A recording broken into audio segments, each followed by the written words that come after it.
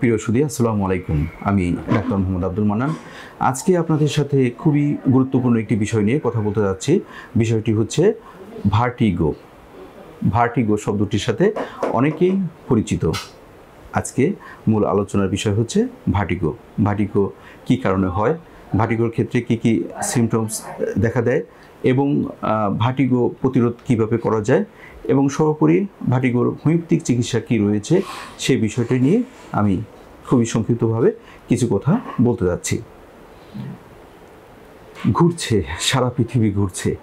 কিছু মানুষ রয়েছে তারা দেখে তার চারপাশে যা আছে শুধু ঘুরছে ঘুরছে ঘুরছে, অথবা এমন হয় সব কিছু ঠান্ডা রয়েছে, মানে সব কিছু স্থির, সে কোনো কিছুর চারপাশে যেন ঘুরছে ঘুরছে ঘুরছে। মূলত ভার্টিগো বলতে আমরা এরকম খুবই স্বাভাবিকভাবে আমরা এরকমই বুঝি যে ভার্টিগো মানে হচ্ছে ঘোরা, মাথা ঘোরা, কোনো কিছু ঘোরা। ঠিক আছে, আপনি নিজেও ঘুরতে পারেন অথবা আপনার চারপাশে সব কিছু ঘুরতে পারে। এই জিনিসটাকে আমরা স্বাভাবিকভাবে আমরা ভার্টিগো বলি, কিন্তু ভার্টিগো ব্যাপারটা আসলে এত সোজা একটি বিষয় নয়। মূলত আমাদের যে ভারসাম্য, অর্থাৎ হাঁটা চলার যে ভারসাম্য বা আমাদের যে ভারসাম্যহীনতা যখন হয়, অর্থাৎ আমাদের ব্যালেন্সটা যখন ঠিক না থাকে, তখনই মূলত এই ভার্টিগোর ব্যাপারটা হয়ে থাকে এবং এটা একটা জটিল মেকানিজম। ভার্টিগো বা আমাদের যে ব্যালেন্স, আমাদের যে ভারসাম্য, এটা কিন্তু কয়েকটা বিষয়ের উপর নির্ভর করে। তার ভিতরে একটা হচ্ছে চোখ, 2 নম্বর হচ্ছে কান, 3 নম্বর হচ্ছে আমাদের ব্রেন। চোখ, কান, ব্রেন, এদের ভিতরে যখন একটা সুন্দর যোগাযোগ থাকে, সুন্দর ভারসাম্য থাকে, তখন কিন্তু ভার্টিগো হয় না। কিন্তু এইগুলোর ভিতরে যখন এই যোগাযোগের ব্যাপারটা ঠিক মতো হয় না, তখনই কিন্তু ভার্টিগোর ব্যাপারটা হয়ে থাকে।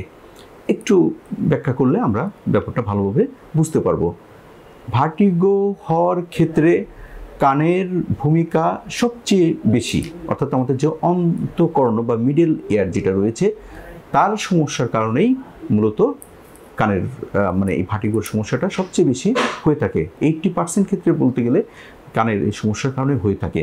কারণ কানের ভিতরে যে ভেস্টিবুলার একটা সিস্টেম রয়েছে বা ভেস্টিবুল যে নার্ভ রয়েছে, এই নার্ভের সাথে আমাদের যে ব্রেনের যে সেরিবেলাম, তার একটা সংযোগ রয়েছে, বা এর মানে কান এবং ব্রেনের ভিতরে যে একটা ভারসাম্য, এটা যখন বিঘ্নিত হয়, এটা যখন ঠিক থাকে না, তখনই মূলত এই ভার্টিগো বা এই মাথা ঘোরার সমস্যাটা হয়ে থাকে।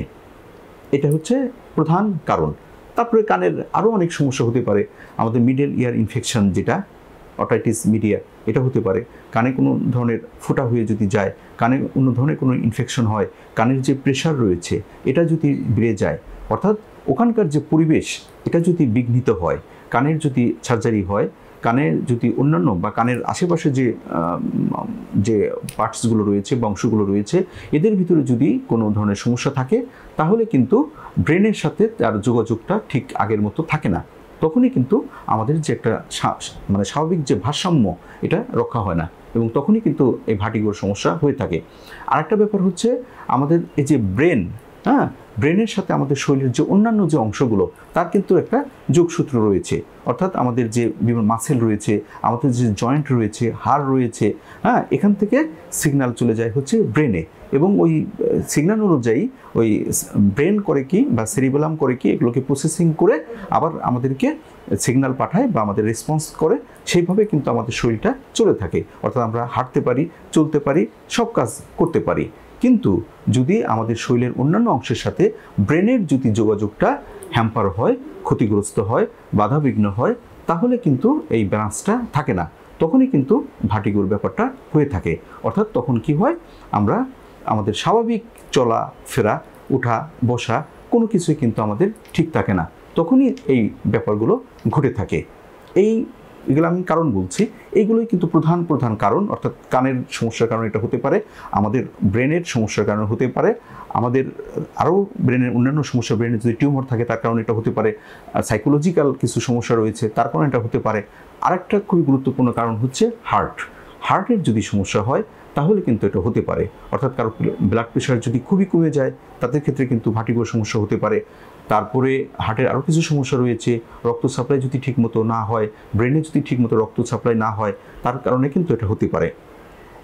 তারপরে যারা অ্যানিমিক রোগী, হ্যাঁ, মানে অনেক রক্ত স্বল্পতায় ভুগছেন, অ্যানিমিয়ায় ভুগছেন, তাদের ক্ষেত্রেও কিন্তু এই ভার্টিগোর সমস্যা হতে পারে। এইগুলো গেল হচ্ছে খুবই কমন কিছু বিষয়। তারপরে যেটা রয়েছে যে যাদের মাইগ্রেনের সমস্যা রয়েছে তাদের কিন্তু ভার্টিগোর সমস্যা হতে পারে।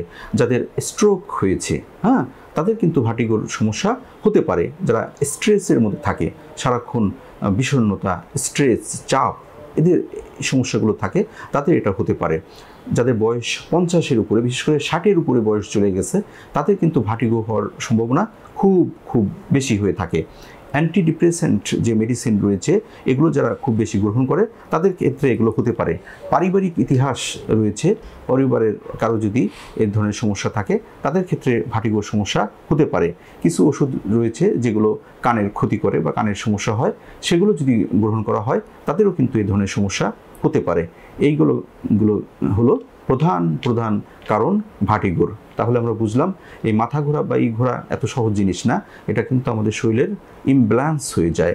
শরীরের যে ভারসাম্য যখন ঠিক থাকে না, আমাদের কান যখন ঠিক থাকে না, ব্রেনের যখন সমস্যা থাকে, হার্টের যখন সমস্যা থাকে, তখনই মূলত ভার্টিগোর সমস্যা হয়ে থাকে। আর ভার্টিগো কিন্তু কোনো ডিজিজ না, এটা আমাদের মনে রাখতে হবে। ভার্টিগো হচ্ছে অন্য কোনো রোগের সিমটমস। অন্য কোনো রোগের, আপনার হার্টের কোনো সমস্যা থাকলে আপনার ভার্টিগো হতে পারে, এটা একটা সিমটমস আকারে হতে পারে। আপনার ব্রেনের কোনো সমস্যা থাকলে আপনার ভার্টিগো হতে পারে। আপনার কানের কোনো সমস্যা থাকলে আপনার ভার্টিগো হতে পারে। অর্থাৎ এটা সিমটমস আকারে আপনার ভিতরে দেখা দেয়।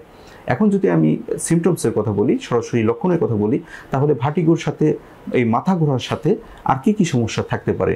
ভারসাম্যহীনতা, অর্থাৎ আমরা ঠিকমতো চলতে ফিরতে পারবো না। আপনি উপরে উঠতে যাবেন, ঠিকমতো আপনি যেতে পারবেন না। নামতে থাকবেন, ঠিকমতো আপনি নামতে পারবেন না। আপনি যদি উঁচু স্থানে যান তাহলে মনে হয় যে আপনি একটা ভীষণ ভয় থাকবেন যে হয়তো আমি পড়ে গেলাম, হয়তো আমার ব্যালেন্স রাখতে পারবো না, হয়তো আমি নিজেকে কন্ট্রোল করতে পারবো না। রোগী মনে করে আমি অজ্ঞান হয়ে যাচ্ছি, আমার শরীরটা শীতল হয়ে যায়।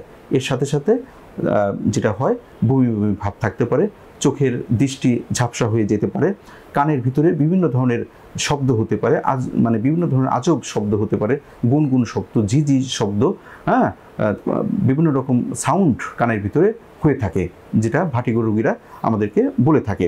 তারপরে খাবার গিলতে সমস্যা হয়, রোগীর শরীর খুবই মানে দুর্বল হয়ে যায়, অসুস্থ হয়ে যায়, হ্যাঁ, তারপরে কথা বলতে তার সমস্যা হয়। এই ব্যাপারগুলোই আমরা ভার্টিগো রোগীর ক্ষেত্রে দেখে থাকি।